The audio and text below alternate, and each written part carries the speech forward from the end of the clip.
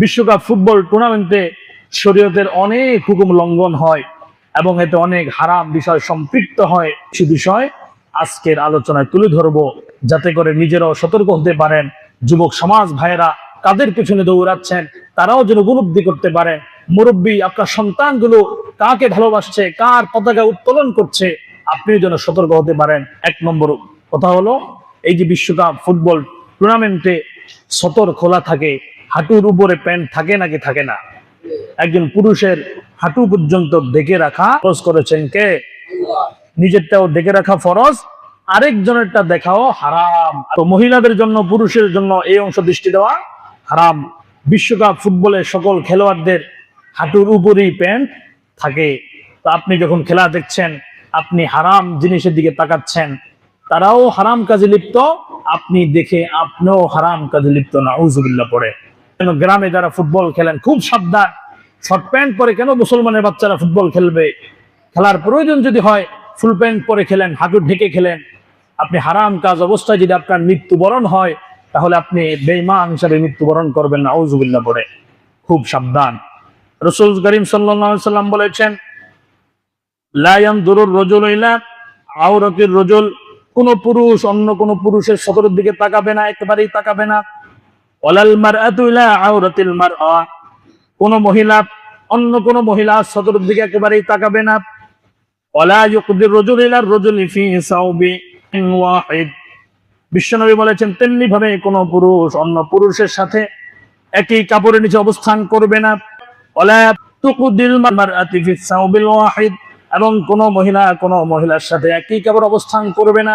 এক নম্বর, কোন পুরুষ কোন পুরুষের সতরের দিকে তাকাতে পারবে না, কোন মহিলাও কোন মহিলার সতরের দিকে তাকাতে পারবে না। আরেকটা গুরুত্বপূর্ণ বিষয়, একসাথে দুইজন পুরুষ একই কাঁথার নিচে ঘুমাতে পারবে না, হারাম। এটা নিষেধ করেছেন রাসূল করিম সাল্লাল্লাহু আলাইহি ওয়াসাল্লাম।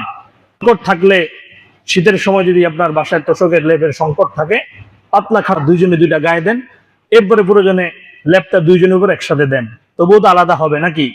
কিন্তু একসাথে সরাসরি এক কাঁথার নিচে দুইজন পুরুষও ঘুমাতে পারবে না, দুইজন নারীও ঘুমাতে পারবে না। তাহলে বিশ্বকাপ ফুটবল টুর্নামেন্টে এক নম্বরে যেই হারাম কাজটি হয়ে থাকে সেটি হলো হাঁটুর উপরে সতর খোলা থাকে, তারাও হারাম কাজে লিপ্ত। যারা দেখছেন, যারা দেখবেন, সকলও সেই একই গুনাহের মধ্যে অন্তর্ভুক্ত হয়ে যাবে। নাউজুবিল্লাহ পড়েন। আল্লাহ তাআলা এই হারাম থেকে আমাদেরকে হেফাজত করুন, সকল আল্লাহুম্মা আমিন। দুই নম্বরে, নগ্নতা, অশ্লীলতা, পতিতাবৃত্তির সয়লাভ। বিশ্বকাপ ফুটবল উপলক্ষে প্রতি বছর মিস ওয়ার্ল্ড কাপ নামে সুন্দরী প্রতিযোগিতা আয়োজন করা হয়। সারা বিশ্ব থেকে সুন্দরীদেরকে সেখানে প্রতিযোগিতার মধ্য দিয়ে যে ফার্স্ট হয়, তাকে সেখানে অর্ধ উলঙ্গ করে সেখানে নাচানো হয়। নাউজুবিল্লাহ করে। তাহলে এই যে অশ্লীলতা, আপনি খেলা দেখলেন, হাজার হাজার দর্শক সমর্থকদের জন্য বিভিন্ন দেশ থেকে পতিতা সংগ্রহ করা হয়, সেখানে পতিতারা দেহ ব্যবসা করে এই বিশ্বকাপ ফুটবল টুর্নামেন্টকে কেন্দ্র করে। এরপরে অর্ধ উলঙ্গ হয়ে এই যে নর্তকীরা নাচানাচি করে, আপনি এগুলো দেখার মধ্য দিয়ে মারাত্মক জিনার মধ্যে, চোখের জিনার মধ্যে লিপ্ত হলেন। নাউজুবিল্লাহ পড়েন। আল্লাহ রাব্বুল আলামিন কোরআন কারীমের সূরাতুন নূরের 30 নম্বর আয়াতের মধ্যে বলেন, কুল্লিল মুমিনিনা ইয়াগুদ্দু মিন আবসারিহিম ওয়া ইয়াহফাযু ফুরুজাহুম যালিকা আযকা লাহুম ইন্নাল্লাহা খাবীরুম বিমা ইয়াসনাউন। নবী হে, মুমিন পুরুষদেরকে বলে দিন তারা যেন তাদের দৃষ্টিকে সংযত রাখে, তাদের যৌনাঙ্গকে হেফাজত রাখে, এটি তাদের জন্য উত্তম। তারা যা করে পৃথিবীর কেউ না দেখলেও একজন দেখেন, চিৎকার করে বলেন তিনি কে। এই জন্য চোখের হেফাজত করতে হবে, লজ্জাস্থান হেফাজত করতে হবে। এই চোখ দিয়ে যেখানে সেখানে নজর দেওয়া যাবে না। সেজন্য এই নগ্নতা, অশ্লীলতা, পতিতাবৃত্তির সয়লাভ এই বিশ্বকাপ ফুটবল টুর্নামেন্টকে কেন্দ্র করে হয়। সেই খেলারকে নিয়ে আমার ভিতরে কোনো প্রেম থাকতে পারে না, সেই খেলা নিয়ে আমার ভিতরে কোনো ভালোবাসা থাকতে পারে না। কারণ আমার ভিতরে শাহ মাকদুম, শাহজালালের চেতনা থাকতে হবে, ইমানের চেতনা থাকতে হবে। যার অন্তরের মধ্যে ইমানের চেতনা, সেই অন্তরের মধ্যে বিশ্বকাপ ফুটবল টুর্নামেন্টের মধ্যে একটা নগ্ন অশ্লীল কাজকে এই অন্তরের মধ্যে কোনো ইমানদারের জায়গা দিতে পারে। কিসের ভালোবাসার প্রদর্শন? আল্লাহর চাইতে, আল্লাহ রাসূলের চাইতে সবচাইতে বেশি মহব্বত পাওয়ার যোগ্য আল্লাহ এবং আল্লাহ রসুল। আপনার ভালোবাসা সবকিছু তাদেরকে ঘিরে হবে। যারা কাফের, মুশরিক, ইসলাম বিদ্বেষী, আমার ফিলিস্তিনি মুসলমান ভাই বোনদেরকে যারা হত্যা করে, তাদেরকে তারা সাপোর্ট করে, সেই কুলাঙ্গারদেরকে আমরা কেন বুকে নিয়ে ঘুরবো? তাদের প্রতি আমাদের কেন ভালোবাসা থাকবে? এটা ইমানদার হিসেবে আপনার সাথে যায় না। সম্মানিত হাজিরিন, হিসাবটা একটু মিলাবেন। আমার উপর রাগ করে কোনো লাভ নাই। আমি আপনাকে হক কথাগুলো বলে যাচ্ছি। আপনার পছন্দ হলেও বলবো, না হলেও বলবো। না বললে আল্লাহ তাআলার কাছে আমাকেও জবাবদিহি করতে হবে। সম্মানিত হাজিরিন, এরপরে 3 নম্বর যে পয়েন্টটি নিয়ে আলোচনা করব সেটি হলো সময়ের অপচয়। এই ফুটবল টুর্নামেন্টকে কেন্দ্র করে মাসব্যাপী প্রত্যেক দিন 90 মিনিট করে খেলা হয়, এবং রাত যদি 2টাও খেলা হয়, 3টাও খেলা হয়, যুবক সমাজ ঘুম মেরে হলো সেই খেলা উপভোগ করে। কথা বলেন ঠিক না বেঠি? মসজিদে আসতে পারে না, ফজরে 10টায় ঘুম থেকে ওঠে, স্বাস্থ্য খারাপ হয়ে যায়,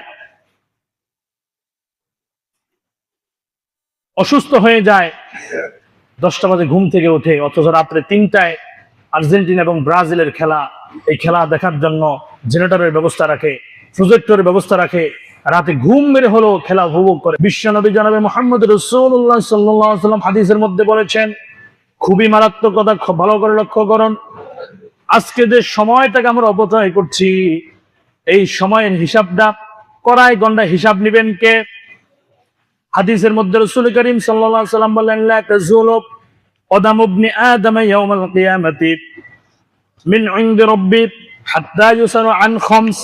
হাসরের সেই কঠিন মুসিবতের দিন, যেদিন কেউ কাউকে চিনবে না, কেউ কাউকে পরিচয় দিবে না।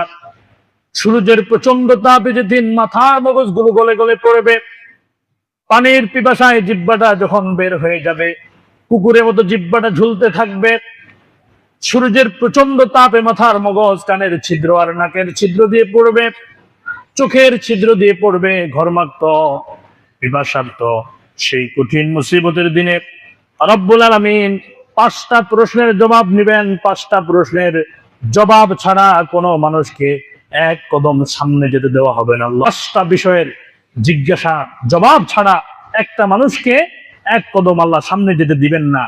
1 নম্বরে জিজ্ঞাসা করবেন, আন উমরিহি ফিমা আফনাহু, জীবনের হায়াতের, জীবনের সময়টাকে কিভাবে ব্যয় করেছো, হিসাব দিয়ে যাও।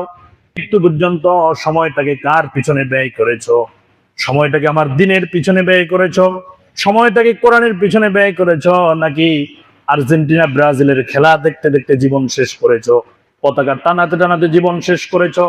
জার্সি কিনতে কিনতে জীবন শেষ করেছো? হিসাব দিয়ে যাও। জীবনে একটা সেকেন্ড যদি অবহেলায় ব্যয় হয়, সেই সময়ের হিসাবটা আল্লাহ তাআলা নেবেন। 1 নম্বরে জীবনের সময়টা কার পিছনে ব্যয় করেছো? জীবনের সময়টাকে দিনের পথে খরচ করেছো, নাকি নেতার পিছনে গুরু গুরু করে নেতার গাড়ির সামনে দৌড়াতে দৌড়াতে জীবনের সময় শেষ করেছো? এই হিসাবটা নেবেন কে? অবশ্যই নেবেন আল্লাহ হিসাব। আমার দেওয়া হায়াত তুমি কার পিছনে ব্যয় করেছো চান্দু? এই হিসাব আজকে দিয়ে যাও। 1 নম্বর প্রশ্ন আল্লাহ তাআলা এটা করবেন। এক কদম সামনে যেতে দিবেন না আল্লাহ তাআলা। 2 নম্বর প্রশ্ন আল্লাহ তাআলা বললেন, আন শাবাবিহি ফিমা আবলাহু, জীবনে যৌবন কাল দিয়েছি, প্রচন্ড শক্তি ছিল তোমার, এই শক্তি কার পিছনে ব্যয় করেছো? আল্লাহর ইবাদতের মধ্যে ব্যয় করেছো, নাকি শয়তানের ইবাদতের মধ্যে ব্যয় করেছো?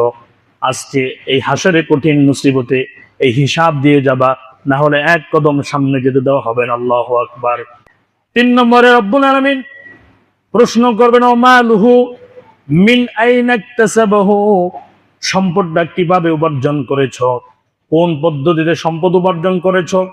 নিজে পরিশ্রম করে সম্পদ উপার্জন করেছো, নাকি চাঁদাবাজি করে সম্পদ উপার্জন করেছো, নাকি মানুষের পেটের মধ্যে লাথি মেরে সম্পদ উপার্জন করেছো? আজকে সেই হিসাব তোমাকে দিয়ে যেতে হবে। এটা হবে 3 নম্বর হিসাব। 4 নম্বর হিসাব নেবেন, অফিমা আনফাকাহু, যে সম্পদ উপার্জন করেছো, ওই সম্পদটা কার পিছনে ব্যয় করেছো, কিসের পিছনে খরচ করেছো? এই হিসাব নেবেন কে? আজকে লজ্জাজনক বিষয়, বাবার স্যান্ডেল ছিঁড়া আর সন্তান টাকা ধার করে আর্জেন্টিনার ব্রাজিলের পতাকা লাগায়। ঠিক না বেঠি?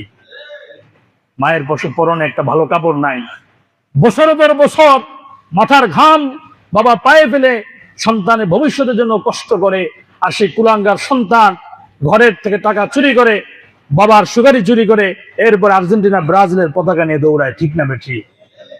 যে টাকা দিয়ে আপনি এই পতাকা লাগিয়েছেন, কাফেরদের পতাকা লাগিয়েছেন, ওই ফেলে দিয়ে আপনার মায়ের জন্য একটা কাপড় কিনে নিয়ে যান, আল্লাহর আরশ পর্যন্ত খুশি হয়ে যাবে। বছর পর বছর বাবা সিরা স্যান্ডেল পরে হাঁটে, সিরা লুঙ্গি পরে হাঁটে, বাবার পরনে একটা ভালো পোশাক নাই, আর সন্তান এই সমস্ত অশ্লীল কাজে সম্পদ ব্যয় করে, টিভি কিনে, প্রজেক্টর কিনে, আর্জেন্টিনা ব্রাজিলের পতাকা লাগায়, মাইলের পর মাইল পতাকা লাগায়। এরকম ঘটনা আপনারা দেখছেন না? এই সম্পদের হিসাব আল্লাহ তাআলা নিবেন, কিভাবে ব্যয় করেছো। মন চাইলো যেদিকে আপনি ফুর্তি করবেন, আনন্দ করবেন, সম্পদের হিসাব আল্লাহ তাআলা নিবেন না, বিষয়টা এরকম নয়। 5 নম্বর সর্বশেষ বিষয় আল্লাহ প্রশ্ন করবেন, এলেম কতটুকু শিখেছো, সেই অনুযায়ী কতটুকু নেক আমল করেছো, এই হিসাব আজকে তোমাকে দিয়ে যেতে হবে। এখন আপনি বলবেন আল্লাহ এলেম শিখি নাই সেজন্য আমলও করি নাই, বাচ্চা গেলাম, এরকম। এলেমও শিখি নাই সেজন্য আমলও করি নাই, বেঁচে গেলাম নাকি? আপনি এলেম না শিখে একটা কবিরা গুনাহ করছেন, আমল না করে আরেকটা কবিরা গুনাহ করছেন, তাহলে দুইটা কবিরা গুনার শাস্তি কি কম হবে নাকি বেশি হবে? এলেমও শিখতে হবে, আমলও করতে হবে। এটা মনে করার কোনো কারণ নাই যে পারি নাই সেজন্য করি নাই, বেঁচে গেলাম, বিষয়টা এরকম নয়। সেজন্য আল্লাহ তাআলা আগেই তলাবুল ইলমি ফরিদাতুন আলা কুল্লি মুসলিম ও মুসলিমা, প্রত্যেকের জন্য ইলম শিক্ষা করা ফরজ করে দিয়েছেন। সেজন্য এই যে বিশ্বকাপ ফুটবল টুর্নামেন্টে হাজার হাজার কোটি কোটি টাকা অপচয় করা হচ্ছে, যেই দেশের পতাকা আজকে আমাদের দেশের যুব সমাজ টানাচ্ছে, সেই দেশেও এত পতাকা নাই, আমাদের দেশের যুব সমাজরা পাগল পারা হয়ে যেই পরিমাণ পতাকা টানাচ্ছে, ঠিক না বেঠি? এসব থেকে বেরিয়ে আসতে হবে যুবক ভাই। এই টাকার হিসাবও নিবেন, এই সময়ের হিসাবও নিবেন, এই শক্তির অপচয় সকল হিসাব নিবেন কে? 4 নম্বর বিষয় হলো, এই ফুটবল টুর্নামেন্টের মধ্য দিয়ে কাফের মুশরিকদের সাথে আপনার যে ভালোবাসার সম্পর্ক তৈরি হয়, এটা জঘন্যতম হারাম, নাউজুবিল্লাহ করে। এই বিশ্বকাপে কাফের বেঈমান যারা মুসলমানদের চির শত্রু, তাদেরকে আমরা সবচেয়ে আপন কাছের মনে করি। একটা ছবি তুলতে পারলে তো পুরো জীবনই সফল, এরকম মনে করে। কথা বলেন ঠিক না বেঠি? আফসোসের বিষয়, এটা জাহান্নামের লাকড়ি হবে, আঙ্গার হবে। রাসূল বলেছেন, যে ব্যক্তির সাথে যার মহব্বত, যে ব্যক্তি যাকে মহব্বত করবে, সমর্থন করবে, ভালোবাসবে, ওই ব্যক্তির সাথে তার হাসর হবে, নাউজুবিল্লাহ করে। এবার চিন্তা করে দেখেন, তাদের পিছনে দৌড়াচ্ছেন, কিসের পিছনে? বৃথা, সবই বৃথা। আজকে মৃত্যুবরণ করলে আপনার এসবের কোনো ভ্যালু আছে, কোনো মূল্য আছে? বরং আপনার জারিয়া গুনাহ কবরে হতেই থাকবে, হতেই থাকবে। কিসের জন্য এত উন্মাদনা, কিসের জন্য এত পাগল পড়া? আল্লাহর দেওয়া এই জীবন, আল্লাহর দেওয়া হায়াত, আল্লাহর দেওয়া শক্তি আল্লাহর পথেই ব্যয় করতে হবে, এর বাহিরে অন্য কোথায় ব্যয় করার কোনো সুযোগ নাই। এই পতাকা নিয়ে ভালোবাসা, সমর্থন, এগুলো সবই হারাম কাজের অন্তর্ভুক্ত। আরেকটি জঘন্যতম অপরাধ আমরা দেখতে পাই, সেটা হলো এই যে খেলার জন্য মান্নত পর্যন্ত করে, নাউজুবিল্লাহ করে। নেক কাজে মান্নত করা সওয়াবের কাজ। রাসূল বলেছে, কোন অন্যায় কাজে কেউ যদি মান্নত করে, জঘন্যতম হারাম, ঈমান চলে যাবে, নাউজুবিল্লাহ করে। কেউ যদি মান্নত করেই থাকে, আজকে যদি আমার অমুক দলটা জিতে আমি এত টাকা মসজিদে দিব, দান করব, এরকম মান্নত করার সাথে সাথে জঘন্যতম একটা হারাম কাজ সে করে ফেললো। রাসূল বলেছে, এই সমস্ত গুনাহের কাজে যদি কেউ মান্নত করে, কাফারা আদায় করতে হবে। করা হলো 10 জন মিসকিনকে সে একবেলা পেট পরে খাওয়াতে হবে। 10 জন মিসকিন, এটা হলো তার কাফারা। এই কাফারা আদায় না করলে এই গুনাহ আপনার উঠবে না। যদি সে 10 জন মিসকিনকে খাওয়াতে না পারে, সামর্থ্য না থাকে, তাহলে টানা 3 দিন সে রোজা রাখতে হবে। এটা হলো কাফারা। তাহলে এই সমস্ত অন্যায় কাজে, গুনাহের কাজে মান্নত করাও হারাম কাজ। আল্লাহ তাআলা এগুলো থেকে আমাদেরকে হেফাজত করুন, আল্লাহুম্মা। এরপর আরো জঘন্যতম কিছু ঘটনা আমরা দেখি, যে নিজ দলের পরাজয়ের কারণে আত্মহত্যা পর্যন্ত করে। এরকম ঘটনা ঘটেছে নাকি? ঘটে নাই? অহরহ ঘটতেছে। কত বড় অন্তরটা, কতটা পুড়ে গেছে, কয়লা হয়ে গিয়েছে। অন্তরের মধ্যে শয়তান পেশাব করে না দিলে এই ধরনের কাজ করতে পারে না। কোথাকার কোন দেশ আপনাকে চিনেও না, জানেও না, না আপনার সাথে দেখা হয়েছে কোনোদিন, তার বন্ধুত্ব কিছুই নাই, কোনো বন্ধুত্ব নাই, তার জন্য পর্যন্ত হার্ট অ্যাটাক করে মারা যায়, আত্মহত্যা করে মারা যায়, নাউজুবিল্লাহ পড়েন। এই সমস্ত কাজ আপনার দুনিয়া এবং আখিরাত দুটাকে ধ্বংস করে দিবে। সমাজে হাজিরিন, আল্লাহ তাআলা বলেছেন, ইয়া আইয়ুহাল্লাযীনা আমানু লা তাত্তাখিযুল ইয়াহুদা ওয়ান নাসারা আউলিয়া, হে মুমিনগণ, তোমরা ইহুদি খ্রিস্টানদেরকে বন্ধুরূপে গ্রহণ করো না, অভিভাবক হিসেবে গ্রহণ করো না। আল্লাহ তাআলার এই আদেশ আমাদেরকে মেনে চলার তৌফিক দান করুন, আল্লাহুম্মা আমিন।